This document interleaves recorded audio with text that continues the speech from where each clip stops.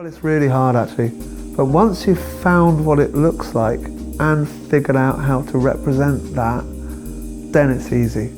Then it's like, bish bosh. This is the man behind the artwork for Kid A, In Rainbows, OK Computer, and nearly every Radiohead album cover. Being a Radiohead fan myself, it had me wondering, are these covers simply a visual, or do they represent more of a significance to the albums themselves? What I ultimately discovered was a deeper appreciation for Radiohead's music. So today we're analyzing each album cover and their body of work, from the art to the titles, and even how each image relates to its tied album. Starting with 1993's Pablo Honey.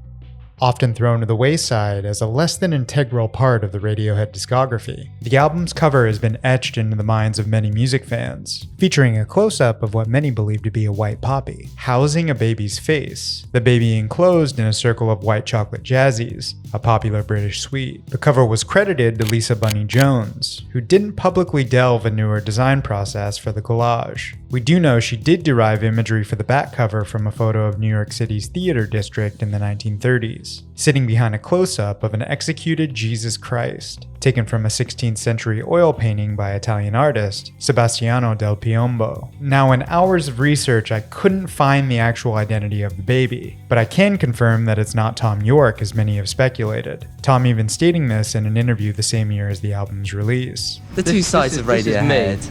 Well, it isn't actually my face, but manic, happy, and depressing. When I saw it, I thought, oh, that's me. An entertaining theory I did find was that the baby looks oddly similar to English actor Thomas Brodie Sangster, who would have been 3 at the time of the album's release, known for roles like Sam in Love Actually and Jojen Reed in Game of Thrones. Now, I'm not saying this is true at all, but it is interesting to throw out there.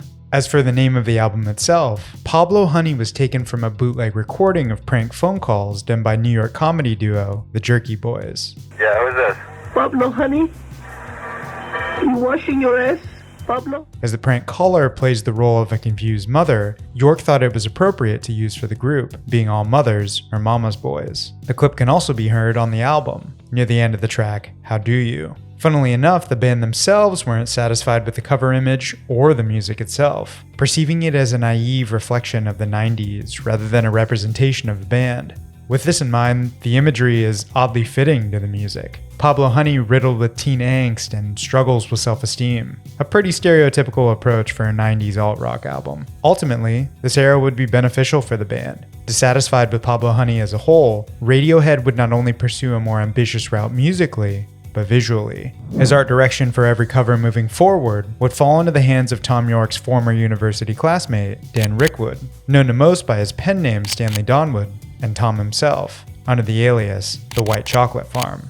Though Donwood accepted the mission, he stated his only experience at the time was fucking around on computers alongside Thom. And although Pablo Honey would miss the mark, 1995's The Bends helped put them back on track. The cover being a product of rushing, Donwood attempting to meet his first real deadline. Without any real clue, he decided to take inspiration from the EP and single My Iron Lung, which he had also produced the image for. Accompanied by Yorke, they snuck a video recorder into Oxford's John Radcliffe Hospital, hearing word of a real iron lung in the hospital's basement. For those that may not know, an iron lung is a large airtight metal tank that acts as a mechanical respirator, enclosing a patient's body to help them breathe by rhythmically changing the air pressure. Sneaking into the basement, they actually found the iron lung, but were completely disappointed at the sight of a gray metal box. Snooping around brought other items into view, discovering a set of mannequins used to train people to perform CPR, and used defibrillators. Filming the dummies, the footage was played back on an old CRT TV, choosing the right frame of a mannequin with metal nipples as the conductor for the paddles. Dunn would photograph the television, then photograph the photograph. This process leading to why the Bends has such an authentic analog feel. The final product capturing the dummy's ambivalent expression, simultaneously having a look of ecstasy and agony. To many, this imagery supports the album's themes of decompression sickness, also known as the bends, which occur when rapid changes in surrounding pressure happen, causing pain. A pain Radiohead attributed to blowing up suddenly after the rise of creep, and a pressure that felt alienating, strange, and conflicting as a result. But while the bends helped build steam in a more formative direction, it wasn't until 1997 where the sounds of OK Computer helped them break through to the masses. Now recording in St. Catherine's Court, a 16th century historic manor in Bath, England, Donwood would now be more involved with the band, riding his bike to visit the recording space frequently, spending his time otherwise at an internet cafe, attempting to design Radiohead's website, on a fairly new thing at the time we now refer to as the internet. In tandem, Donwood designed the album artwork through visiting Tom's house in Oxford, enjoying a specific view he had of neighboring trees. For reasons unknown, this brought him to a very bleak place. Seeing the trees as a post-nuclear scene, imagining what they would look like after an explosion of that magnitude, having debris and white ash strewn about. White to him symbolized a shade of death. It represented the ending to his envisioned scene.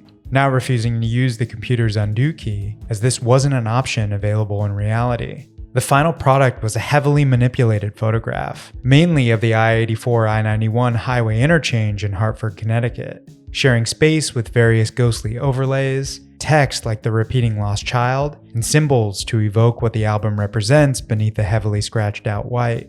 The rise of technology, consumerism, and modern-day chaos. The origins to the title of the album delve in multiple directions. Yorke allegedly stating that while in a Japanese record store, he observed a kid shouting, "OK Computer." In a 1997 interview with MTV, he stated that while working on the album, they purchased multiple pieces of equipment that they didn't know how to use, shouting, "OK Computer," as a response to the frustrating learning experience. Others swear by a more obvious route. A quote from Douglas Adams' book, The Hitchhiker's Guide to the Galaxy. "OK Computer, activate the manual consoles." The band further referencing this material in their track Paranoid Android, based on a character in the book, Marvin, the paranoid android. Despite OK Computer accelerating Radiohead in the spotlight, it also led to a creative burnout, prompting an artistic rebirth with 2000's Kid A.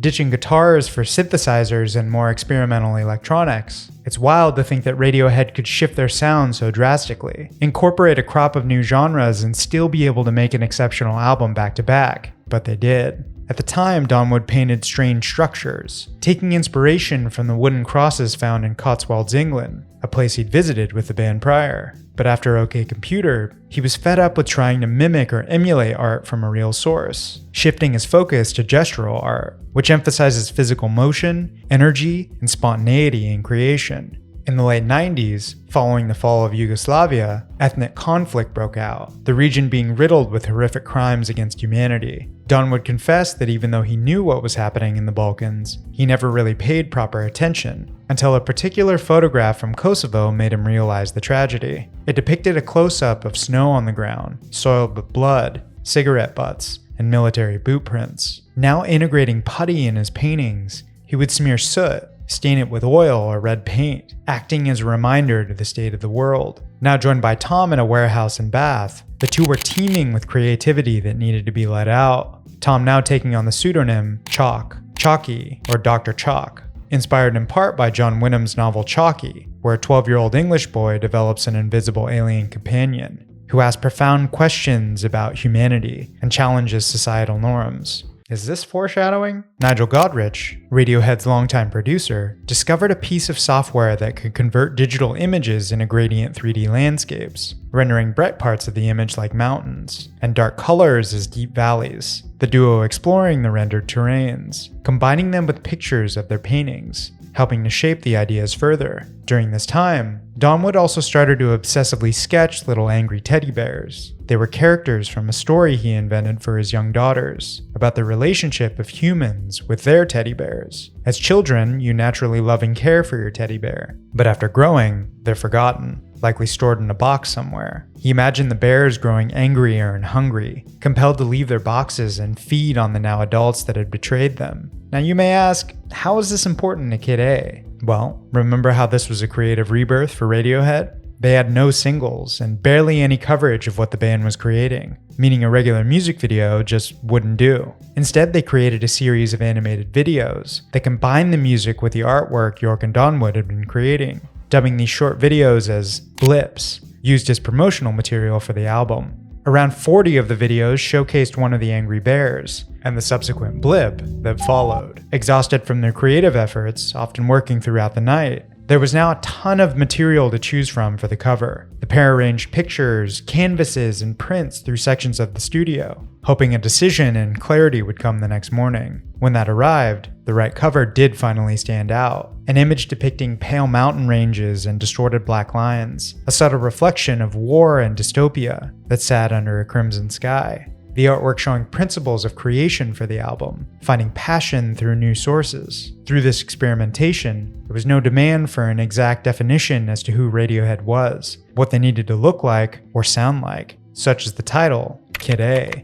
the name of a sequencer used in their recording process, the band liking the title for its non-meaning. Others believing that the title refers to the first cloned child, likely nicknamed Kid A. And while the album provided a new mixture of ideas, Radiohead wanted to expand on this territory further, releasing 2001's Amnesiac less than a year later. Donwood now had become fascinated with old hardback books, even scanning whole books to amass his collection. Accompanied by Thom, the pair would draw images to superimpose them onto coffee-stained, yellow, or torn pages. At this time, Donwood also wandered the streets of London, considering it a complex maze. Because of this, he became obsessed with the etchings of Giovanni Battista Piranesi, an 18th century Italian artist who's known for depicting intricate labyrinths. He also delved deeper into the history of a legendary prisoner in the labyrinth, the Minotaur. With so much of the artistic inspiration stemming from old books, it was only right that the duo created one themselves. A tattered, red book complete with a hand-drawn Weeping Minotaur. The Weeping Minotaur specifically is not only an integral piece to Donwood's inspiration, but the core themes of Amnesiac. Normally, the Minotaur is a creature associated with horror and aggression. However, the cover depicts a figure that's lamenting, lonely, and even self-aware.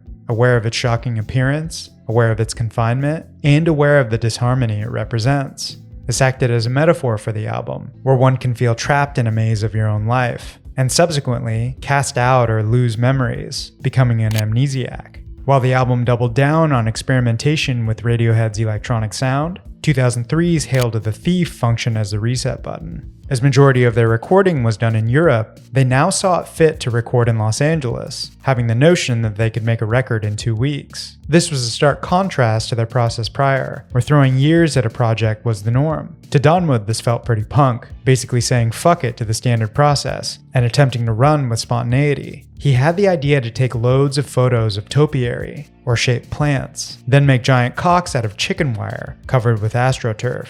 He planned to put the giant cocks into hedges and photograph them, then would photograph the sky separately, rotating it 90 degrees, giving the clouds the illusion of derrieres essentially prepped for penetration from the astroturf cocks. After joining up with Radiohead in LA and relaying the idea to Thom, he simply replied, "I'm not quite sure that's entirely appropriate." The idea was immediately scrapped, and Donwood didn't have a backup plan. The cover for Hail to the Thief actually happening by accident. Being in the passenger seat of vehicles as he doesn't drive, Donwood would jot down all the signs he saw in LA. Turn left, pedestrian crossing, which he first thought was Chinese. He then observed the fast-paced lifestyle, thinking no one really paid attention to the subtlety or nuances of the signs, but instead they focused on colors, immediate and brash, demanding attention, only using a palette of about 7 colors to get the message across. He started painting signs, and once presented with lyrics to the album, he cut them into tiny pieces, scattering them on a table.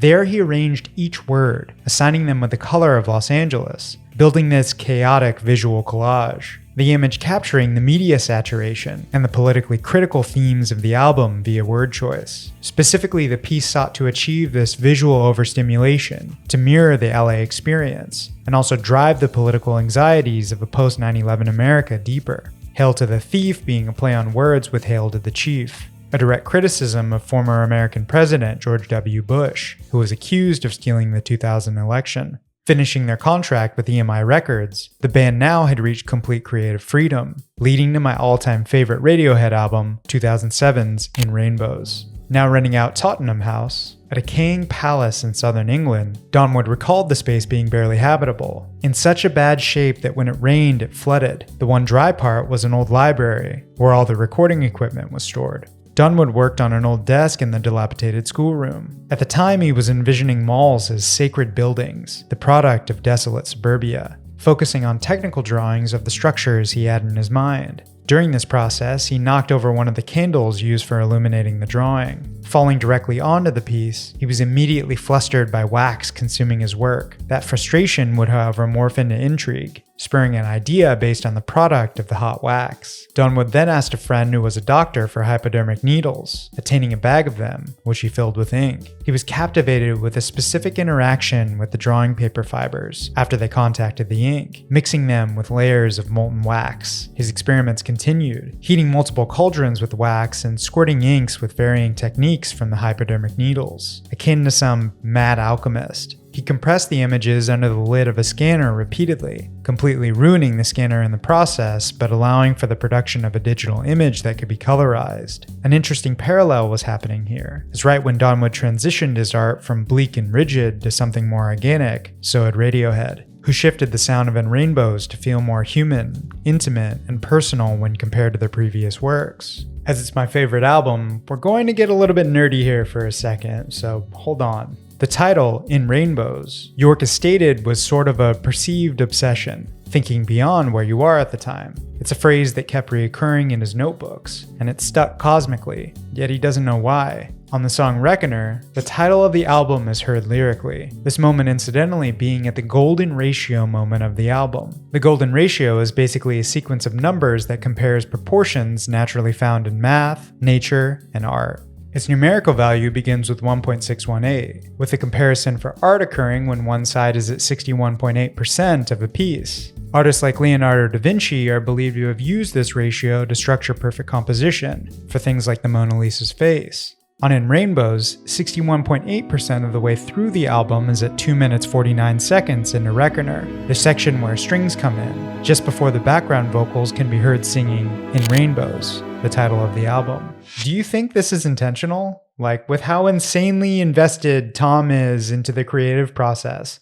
do you think this was planned or just coincidence? Please let me know in the comments, as I'd like to see fellow fans discuss it. Now, while the lushness of In Rainbows brought accessible melodies to the forefront, 2011's The King of Limbs sought to leave more conventional song structure at the wayside. Since OK Computer, Donwood had been doing a ton of large-scale canvas paintings, coming across the work of German painter Gerhard Richter, known for producing highly varied pieces, from abstract to photorealistic paintings. Seeing his blurred oil paintings, Donwood decided to give oil painting portraits a shot, using pictures of the band, all of these elements being completely unexplored territory for him. Colin Greenwood, Radiohead's bassist, was tasked with taking photos of the band, having prints presented to Donwood in his studio. He quickly realized that this medium wasn't for him, bluntly stating, "I was shit at everything." The impact of this realization actually sent him into a spiral of depression and self-hatred, actively losing faith in himself creatively. Now, usually he would vent to the band on the struggles of this process, feeling frustrated with the art, while they felt frustrated about the music. But at this time, the process for Radiohead's newest music was going quite well, leading to an even deeper state of uncertainty. Wandering across a muddy field between their recording space, a converted barn in Oxfordshire, and his studio, he sat and simply listened to the early rendition of the album. Donwood in that moment felt a significance with the surrounding nature. As with OK Computer, the vision of trees would tie directly to the music. Heading back to the studio, he went over his oil paintings, this time with acrylic, depicting multicolored trees and huge forests, spray painting a black mist and layers between the trees. He became addicted to drawing trees, he and Yorke adding eyes, limbs, mouths, familiars, and other multi-limbed creatures. The album name roots itself in this quite literally, as the King of Limbs is a famous ancient oak tree in Savernake Forest, not far from Radiohead's Oxfordshire studio. And while the King of Limbs would have its foundation in intricate rhythms, 2016's A Moon-Shaped Pool sought something much larger and cinematic. Donwood and Yorke would discuss the artwork before any ideas began to take shape. Thom mentioning an abstract painter who had unstretched canvases and massive paint pots, basically chucking them around with fantastic results. I'm going to assume he was referring to Jackson Pollock, whose abstract expressionism used unstretched canvases and massive paint pots. Donwood wanted to paint in an abstract way, but to him making abstract art was very difficult, in the sense that it was very easy to make it look terrible. He experimented with water, and what was essentially the painting process known as marbling. a technique for creating unique swirling patterns by floating inks or paints on a liquid surface, like thickened water, to then transfer onto a paper or other materials. Believing the process could be translated to much larger canvases, he would travel to the south of France, where Radiohead was recording, building a square pond for this specific process. There he met the Mistral, a named wind that blows through southern France into the Mediterranean. Combining the strong winds with a process that needed the pond water to be controlled didn't equate to the proper result. He then would head to the studio, approaching the canvas with a brush, attempting abstract painting for a week, which he thought simply wasn't good enough. A similar occurrence to the King of Limbs happened. He became miserable, doubt creeping in, believing his creativity had run dry. He assumed that he had run out of ideas and that his career was going to be over. After taking a week off, he entered the studio again. Reviewing the completed paintings, most of the works felt way too elaborate and overcomplicated. This painting, only being in black and white, took a simpler approach that to him felt much more structured. Now having more of an idea on how to shape his methods, he kept painting using this palette. A thunderstorm would impact the area, changing the way wet paint laid on the canvas when it was exposed to the elements. Donwood felt overjoyed with the result that nature helped produce. As you've seen with most Radiohead albums, the process is less than pleasant. But for a moon-shaped pool, everything at the time was going well on both ends. Donwood referred to this moment as the long-awaited happy album. Pleased with his work, one of his 13 paintings was then selected for a moon-shaped pool. While there are many theories as to what the album cover and title truly mean, many theorize it could be environmental collapse caused by the ice caps melting, personal heartbreak as Thom reflected on his divorce, or maybe a reference to books like 1Q84, or even the Moon Pool. As a whole, I think Radiohead is a band that can sometimes seem daunting to new listeners, but in a rudimentary way, it doesn't have to be. Their music at the end of the day is meant to be enjoyed. If there's anything that I've learned from them, it's that although the world may seem bleak, that can't hinder your ability to be who you want to be. But as has been their MO for many, many years, let's keep things open for interpretation. If you enjoyed this video, you might dig the one on the screen now, showcasing the stories behind why the images were chosen for iconic albums like Prodigy's The Fat of the Land, Massive Attack's Mezzanine, and Slipknot's Iowa. Thank you all for watching. If you like this video, please drop a like or a sub. We drop an interesting music-related video every Wednesday. So until then, I hope to see you again soon. Why doesn't rainbows make me tear up every time?